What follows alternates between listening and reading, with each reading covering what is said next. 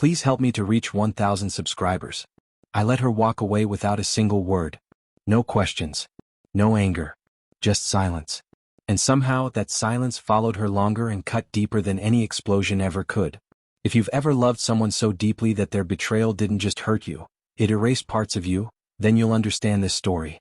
And if you're here for raw, real stories that sting and soothe at the same time, hit subscribe. Tell me in the comments, has anyone ever walked out of your life like you were replaceable? She was at my door a year later, shaking, breathless, holding the past in her trembling hands. But before that moment, before her tears, before the ring she carried back to me, there was the day she walked out. I remember standing in our living room watching her stuff her life into bags. She said she needed time, but her voice was too steady, too practiced. She didn't cry. She didn't cling. She didn't even hesitate. She simply left. And I let her. No yelling.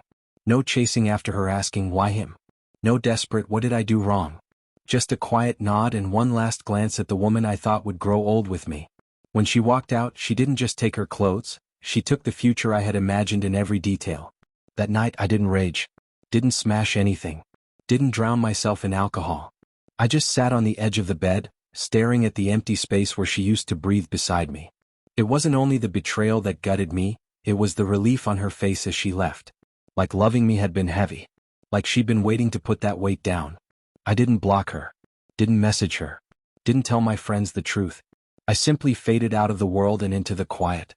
But the quiet wasn't soft. It roared. Weeks bled into months. I rebuilt myself piece by piece. New job, gym sessions that felt more like penance than progress. Mornings with cold coffee and nights with thoughts too loud to fight. And I missed her. Not the betrayal, her. The small things. The humming in the bathroom, the way she curled up while watching movies, the fact that she kept stealing my hoodies even though she had a closet full of her own. Love doesn't always leave with the person. Sometimes it haunts your routines. It clings to your clothes. It camps out in the corners of your home long after they've gone. But I never reached out. My silence had already spoken for me. Then exactly 1 year later, Sunday afternoon, a knock broke the calm. I was folding laundry, music playing, feeling almost human again. I opened the door. And there she was. Her hair longer. Her eyes puffy. And the ring, the one from our 3rd anniversary, sitting in her hand like a piece of hot coal she couldn't hold anymore. No greeting. No small talk. Just, can I come in? And against every bit of logic in me I stepped aside. She sat on the couch where she once promised forever. She looked different. Life had clearly taught her lessons she didn't want. She opened her hand and stared at the ring. I kept it the whole year, she whispered. I tried to return it so many times, but I couldn't. I said nothing. She continued. I thought I knew what I wanted. I thought he was the right choice. He made me feel excited, new. But it wasn't love.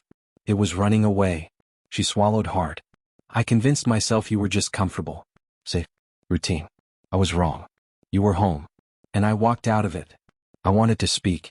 To tell her about the nights I lay awake, too numb to cry. About staring at her name on my phone and forcing myself not to type anything. About hating her, missing her, loving her, and finally letting go. But this moment wasn't about me. She needed to carry her own guilt. Her voice broke. I'm not here to ask for forgiveness. I just needed you to know. I never stopped thinking about you. Even when I was with him. Especially then.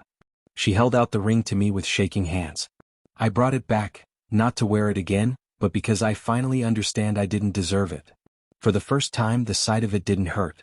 It didn't choke me. It didn't shatter anything. It just made me feel peaceful. Not happy. Not healed. Just at peace. And I told her quietly, I don't hate you. I don't wish you pain. But I learned how to live without you. And that terrifies me more than anything. She nodded. No excuses. No pleading.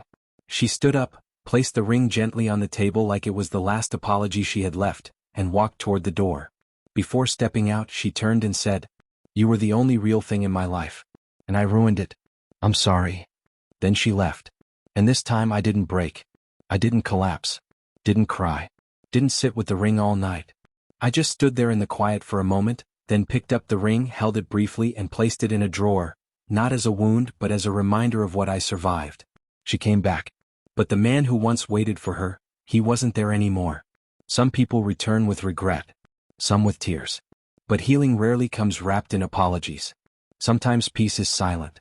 Sometimes love is letting go. Please help me to reach 1,000 subscribers.